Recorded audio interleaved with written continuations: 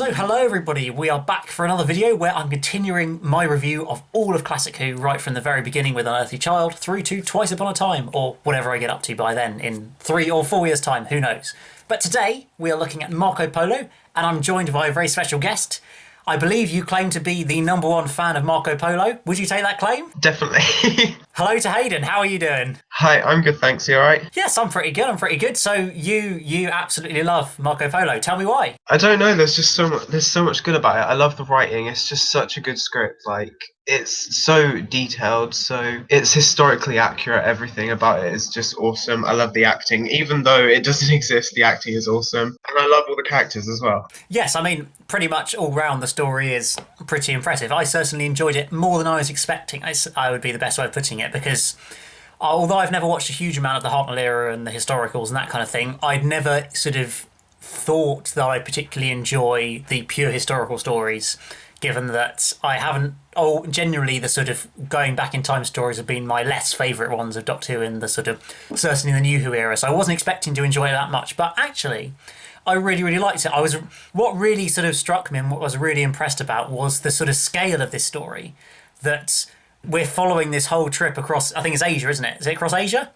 Yeah, and follow sort of tracking that through 7 episodes with so many different locations. I know they're all just sets that look pretty similar, but having that ambition to want to tell that sort of story of that of traveling across Asia, and I think it's also really effectively done with those sort of little scenes of showing the map as we're following where they've got to and how far they're going.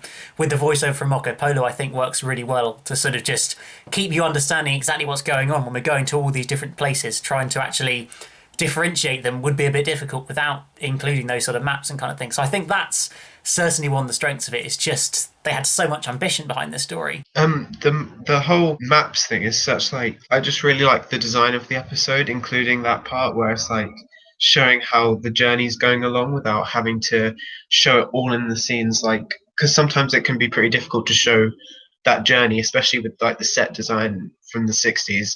It's a very artistic way of getting across the journey that is going through these 7 episodes as well. Yeah, because of course, probably nowadays you just go and get a drone, fly it around, and do some establishing shots with some text on screen. But they can do that; they had no budget, so it's such an inventive solution, I think, but still means it can tell the story really effectively. So I thought, yeah, that was a really strong point. I mean, what for you are some of the sort of highlights of this story? Would you say?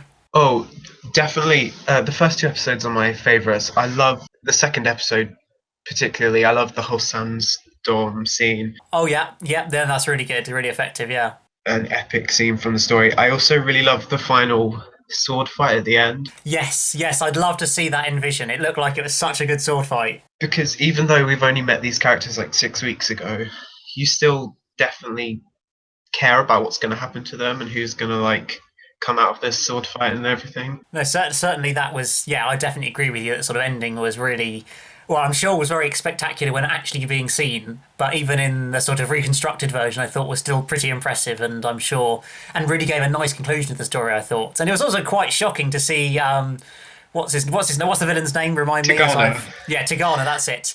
Has he just leaned himself into the massive sword there to kill himself? I thought that was pretty serious for classic Doctor Who. I've only seen this story twice, even though I love it so much. But when I love things, I tend not to watch them too much because I feel like it'll ruin it for me. So that was just a shock both times I watched that. When he killed himself, it was just like, whoa. Yeah, I know. I'm like, whoa, they actually did that. That's quite something for 1960s Doctor Who. Pretty early on in the evening as well. Just someone casually stabbing themselves with a sword. Yeah, exactly. As a way to end 7 episodes. Great way to end the episode as well. Yes. At least, I mean, I did think that Tagana was quite a good villain through the story. He's sort of really good, sort of scheming, mischievous, always seemingly on the side of good and convincing Marco Polo that he's doing all the right things when actually he's scheming against everybody. I thought that was really well done. Yeah, he's definitely like a love to hate sort of character. He's the first human villain in the series, isn't he? And that he was a perfect choice for that. He's awesome. Oh, absolutely. He's really, well, yeah, as you say, one of those characters you just love to hate. You sort of just come on, Marco, just actually realise that he's the evil one. Please, we've been through 6 episodes of this. Surely you got it by now. But it's down to his performance and the sort of writing that it is so effective like that, I think. So that's, yeah, definitely one of the strengths of the story. He's probably one of the best actors of the episode, even though we couldn't see him very well. He was still an awesome actor, and you could tell he's very talented and everything. His character is very in depth. Yes, yes, there's a lot behind it. Absolutely. So okay, let's look at the sort of normal, the TARDIS trio or quadruple or whatever first. Did you enjoy sort of the relationship? Do you think that was well developed? Obviously, after the Edge of Destruction, they're kind of all friends again, as it were, and we're sort of led into Marco Polo. Do you think that was quite well done in this story? Yeah, I feel like they were still kind of, they came out of the TARDIS at the beginning of the episode, and they seemed to be very together. Like they didn't seem like they'd just come out of the Edge of Destruction, which was possibly a bit awkward if you're watching it in like all together. But they don't seem to really interact with each other that much throughout the episode. But I really like how Barbara seems to be quite, I don't know, she seems to be the one who's finding out what's going on in episode 3 and 4. But the other three have built these relationships with the other characters in the episode. Like they're very focused on their relationships with Susan and Ping Cho and Ian and Marco Polo and the Doctor and Kublai Khan. That I really like those relationships. And then at the end, they just seem, the main cast seem to be closer, if it were, like in that last picture of them inside the TARDIS. You can see they're all stood together. They've gone through it. You can tell they've gone through a lot, those 7 episodes. So, what did you think about the sort of plot of the story as a whole? I mean, a lot of it was kind of the whole main part of it was just the Doctor and co trying to get the TARDIS back, but not being able to for 7 episodes. Of course, that's simplifying it, and there's a lot more to it. But that was kind of the reason the Doctor and co got stuck into this mess. Do you think that sort of was a good storyline to go down? Yeah, I liked the losing the TARDIS thing, because obviously it was the first time. Sometimes that can be a bit off, like not so inventive now, but back then it was good.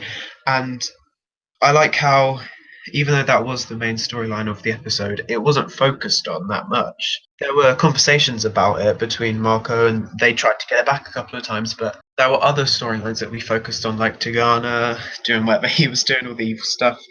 And in the last couple of episodes, Kublai Khan, we were focusing on that sort of thing. And it did seem more like it didn't seem too storyline driven. Too story driven. It seemed quite character driven at times. It was a very character based episode. Yeah, yeah. And a lot of it was sort of introducing a story for each episode almost, as you kind of had obviously the whole journey's beginning, the TARDIS getting taken and beginning at the start, then you have in episode 2 the stuff with all the sandstorm, then later through the story you've got the sort of Doctor trying to get the TARDIS back, then as you say getting to Kublai Khan towards the end. Just sort of introducing these elements where you go to these different places, I think is quite, of course, it's part of stretching a story out and making it 7 episodes to some degree. Of course, I'm sure you could shave loads out of this and it'd still be a good story. But that's what they had to do in classic Doctor Who to make it last. So that's why you keep introducing these elements to a story that might last for episodes 3 and 4, and then they're resolved and we'll move into something else. But I think that works. That's fine in the context of this story. Yeah, I liked the way that we had the different storylines, and almost you could take a couple of episodes out and it would still make sense almost. But it was really fleshed out. Like it wasn't just the Doctor loses the TARDIS and then they arrive where the Kublai Khan is. You have a lot that goes on during the journey, lots of different things. Like I really particularly like the stuff that goes on in the caves in episode 3 and 4. That's when you see, okay, Tagana is really evil now. They've got Barbara tied up. Yeah, they've got Barbara tied up and everything. Although, actually, at the end of what is it? I can't remember. What is it? The end of episode 1 or 2? When Tagana is in the oasis, whatever, and he pours the last bit of water into the sand. Oh, I think that's episode 2, I believe. That really stuck in my head. That did. I love that cliffhanger a lot. I think I was tweeting about that all night.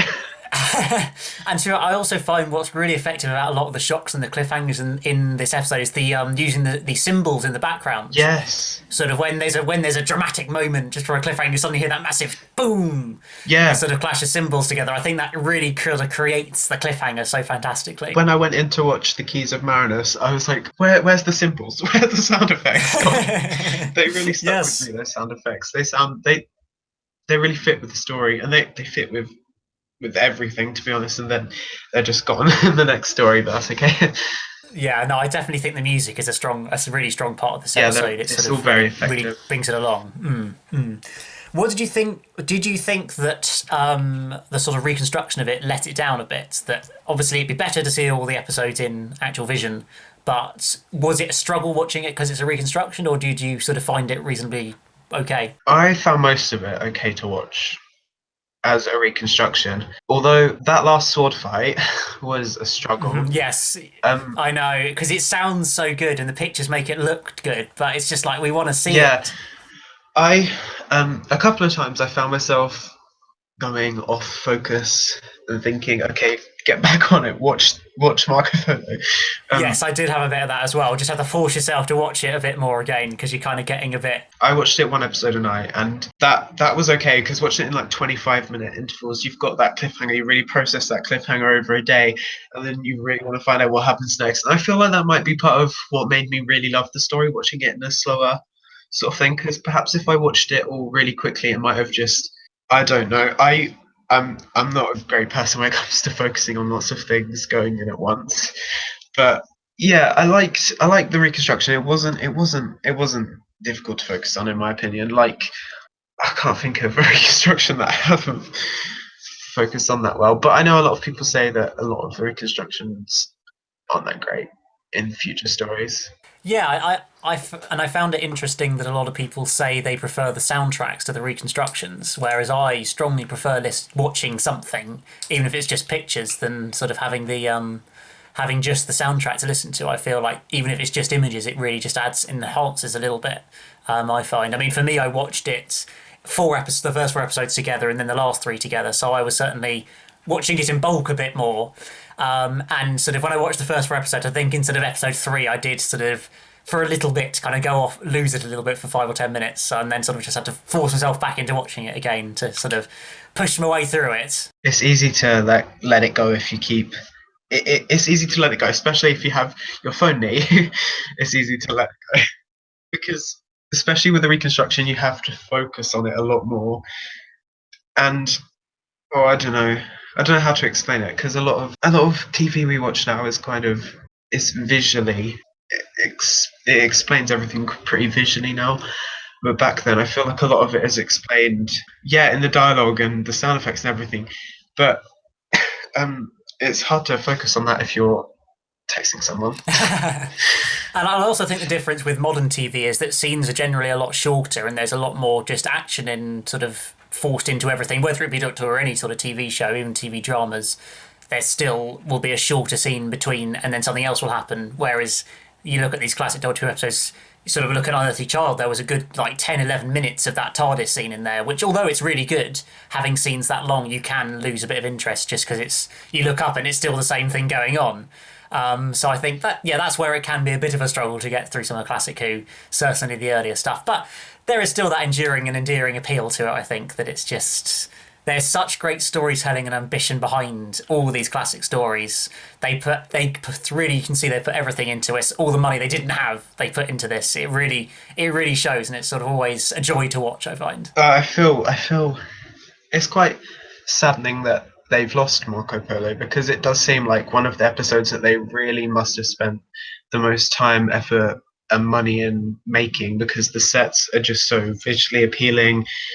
Everything's so good about it, and it was a shame that this is the episode that they lost, I think. Yeah, definitely. It's one that was clearly a reasonable budget went into it, and it's sort of one you'd really like to see in vision. Whereas some of the ones that do exist, maybe we would prefer if they didn't, and we'd certainly trade in. Rights. Well, I haven't got to the censor rights yet, so I'll have to wait until I watch it to judge it. I'm watching that at the moment. Is it not very good then? Not very good. I've seen it a few times before, and I just still don't know what it's about. I'll look forward to watching that one then. There's part of the Doctor's character development in this story. Before this episode, this story, we hadn't really seen him show that much respect to anybody other than Susan. And when he meets Picard, he shows a lot of respect to him, even though he's trying to take his TARDIS. We see that he has a good relationship with someone for once, and that I really like that part of his character development. Oh no, that's definitely really good, and I really liked the sort of, again, mischievous Doctor trying to win back his TARDIS in backgammon against the Kublai Khan. I thought that was a great sort of little moment, and they had a really good little sort of rapport and relationship for those couple of episodes where the Doctor just couldn't get down on the floor because his back was done in.